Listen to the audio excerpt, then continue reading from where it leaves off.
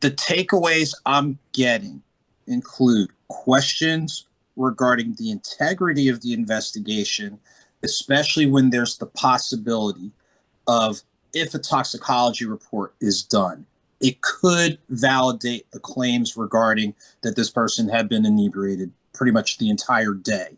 Second, the question of precedent, where if someone makes the statement, "I fear for my safety," now that's kind of a cover for people to just kind of blindly or randomly almost do whatever without any consequence. So we're looking at, again, integrity of the investigation, the possibility of setting a very bad precedent that technically some of the, like that chain of evidence, or like you said, if it's a felony, you have to establish that there was some type of, I'll say, relationship or preconceived plan or what have you. But even if this was something random, there still needs to be a consequence, because it comes back to the point that I raised earlier.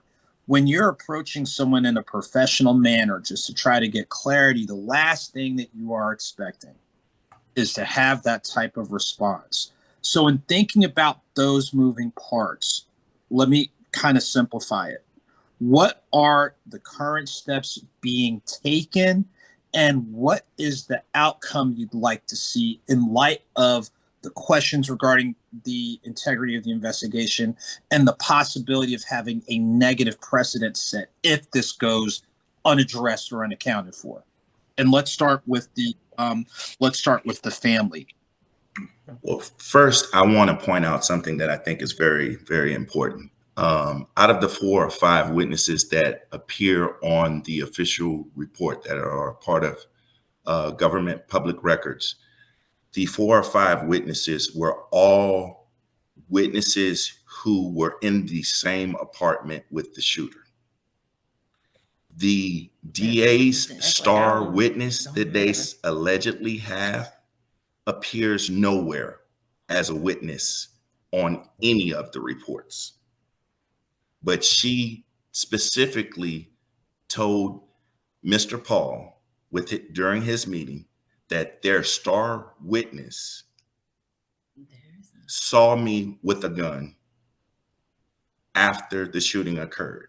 Why does that person's name not appear anywhere on official report as a witness, if this is accurate and true?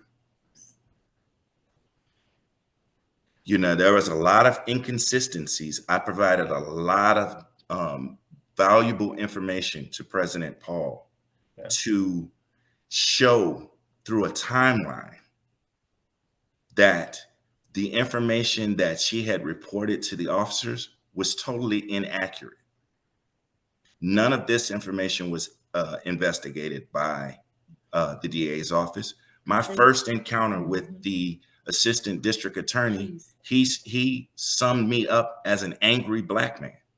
What was I supposed to be, other than someone who was angry and pissed off by the fact that their wife had just been shot behind a closed door, and nothing had been done at all but a slap on their wrist?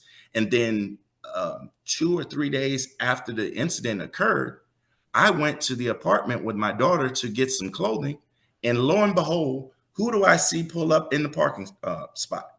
The shooter. He walks right past me when my wife is still laying in a hospital bed with a bullet lodged centimeters from her back, from her spine. Until December.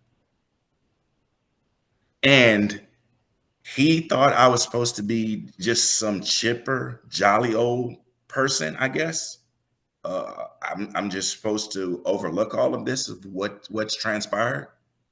And the only communication that ever took place between the DA's office was prompted by me. They never once reached out to me and said, "Hey, Mr. Jones, we would like to meet with you and Mrs. Jones. We would like to ask you additional questions in reference to this particular night." Nothing as far as continued investigation on our part of asking us anything, other than meeting with us and treating me as if I was the actual shooter.